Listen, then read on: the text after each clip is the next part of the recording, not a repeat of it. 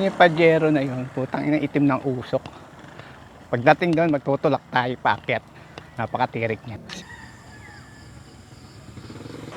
Kung nakikita nyo guys, yung part na yon, yung bundok na yun, doon tayo galing. Oh, makapalampag oh. Mag-aalas 6 na. Parang nasa Baguio lang oh. Ulan kaya ito mamaya. Ang kapal ng fog. Pero visible naman. Ganda rito, bagong gawa ng kalsada.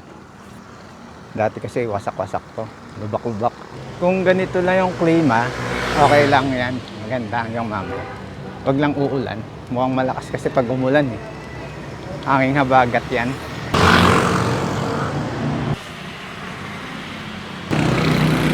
Cap Nelson, makikiraan lang ha. Water break lang tayo. So nandito tayo sa usual spot natin kung saan tayo nagpa-water break. Sarap rito pababa. Kit ng lugar dito, parang village. Dito na tayo sa Matiktik Bridge. Tawid tayo rito. Dito tayo sa baba. Yan tayo iikot.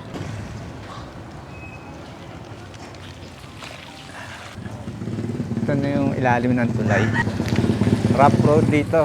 Kaya tatalas yung mga bato rito.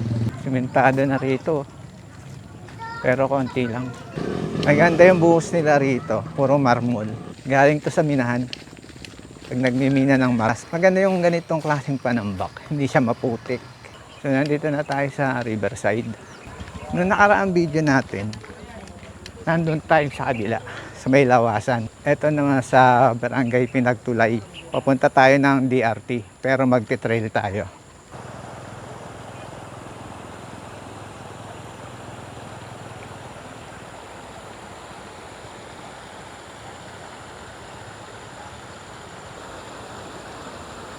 Hindi ko alam, ba't ang sarap na sarap akong pumadyak sa mga ganitong lugar.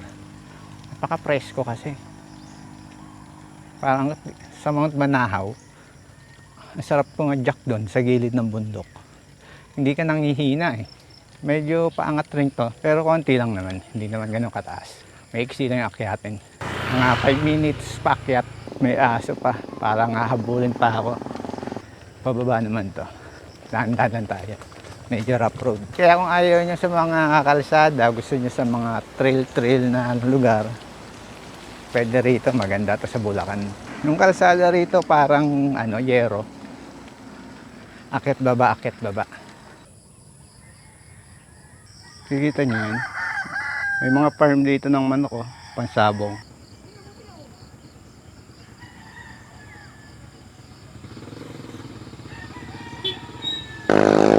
Saan kaya pupunta itong mga nagmamotocross? Trail siguro to.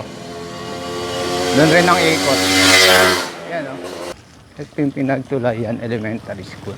Ito yung magiging palatandaan mo dito sa may tindahan. Kakaliwa ka rito, pababa. Medyo creepy lang yung lugar, pero okay naman. So kung hindi malakas loob mo mag-isa pag ka nang tumuloy, dahil nakakatakot talaga yung lugar. Maganda yung lugar pag mahilig ka mag-trail. Dito part na to medyo semento pa. Ingat lang kayo rito, medyo madulas dahil puro lumot. Parang gumanda kalsada ngayon Simentado na yata. Ito na, simula na ng trail. Pero hindi siya putik. Kaso kailangan matibay-tibay gulong mo rito. Medyo matatalas yung bato Pero at least na-experience pa rin natin yung trail. Kahit konti. Pero mahaba pa rin to. Pag nakita nyo yung poso na yan, mag-i-split yung kalsada rito. Yung poso na yan ang palatandaan nyo, kakanan na kayo rito. Dahil iba yung kalsada dyan.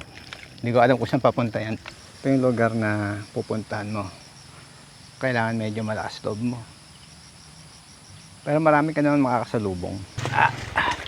Tulak na lang tayo, pakyat. Medyo lumulubog yung bato. Bagong lagay lang. Kalsada na rin pala rito. Budol lang pala yun. Iksi lang yun. Kalsada. Nakita nyo yan. Yan yung mga namina na bundok. Hindi ko sure kung active pa yung minahan dyan. Pero kita nyo naman wala na. Malaki na yung nabawas. Marami na rin kabayan dito sa part na to. Malapit na kasi sa kalsada to. Sa pinaka main road. Pag nakita nyo itong tindahan na may hating kalsada, kakaliwa kayo rito. Bago kayo lumusong rito, check brake kayo. Direkto. Hindi natin alam kung medyo malumot yung lugar. Medyo mataas kasi ito eh. Malapit na to sa main road. Sira yung kalsada. Ayun guys, yung taas.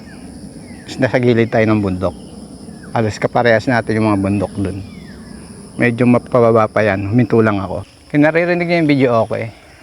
May malapit na resort kasi rito. Yung river resort dyan sa may baba. Lumulubog ng mga kalsada. Ayan o, wasak-wasak na yung kalsada rito. Ewan ko lang. Lumulubog kasi yung lupa rito. Hindi ka pwede magbabilis rito. Siguradong sisemplang ka rito. Medyo mataas pa. Baba nito, ilog. Kaya may river resort dyan. Haba rin yung pababa nito. Ayan o. Tirik na naman yung kalsada.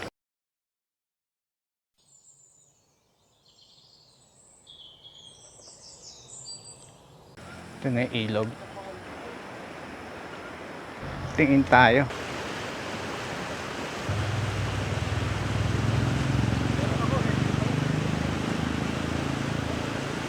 Kaya pala hindi na ginawa yung lumang tulay. Kasi gagawa na ng bago. Pinaasan na nila. Medyo mataas. Rekta na rito. Hanggang dun. Medyo maambon na. Sana wag lumakas. Okay na yun. Ganyan lang. Kita niyo yung pajero na yun. Putang ina itim ng usok. Pagdating doon magtutulak tayo paakyat. Napakatirik niya. Simula na ng tulak. Ayan, hanggang doon yan, magtutulak tayo, paakyat. Pero picture muna tayo rito. Kasi ang ganda ng view eh. Ito yung lugar na hindi mo dapat kalimutan, yung pagtutulak. Ito mo, ang ganda ng lugar oh. Relax na relax ka rito. Wala kang kapitbahay na chismosa. Kung gusto mo ng getaway na bahay, o kaya bakasyonan, dito maganda. Ayan, dami ng mga bahay oh. Dito mo si Manong oh, naka ATV. Ayun mga sasakyan rito. Tulak-tulak lang tayo habang tulak. Ito yung mga sasakyan, hirap na hirap sumakyan. Parang Baguio. Ayan, dito na tayo sa taas. Ayan, tirik. Ganda oh. Ganda rito kung i-ispaltuhan agad nila para ma-maintain yung ganda ng kalsada. Caribbean Resort na to.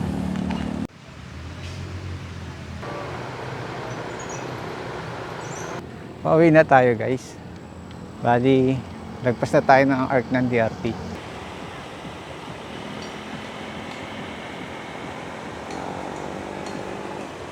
Kung nakikita nyo guys, yung part na yon, yung bundok na yon, doon tayo galing. Nadaanan natin yan kanina.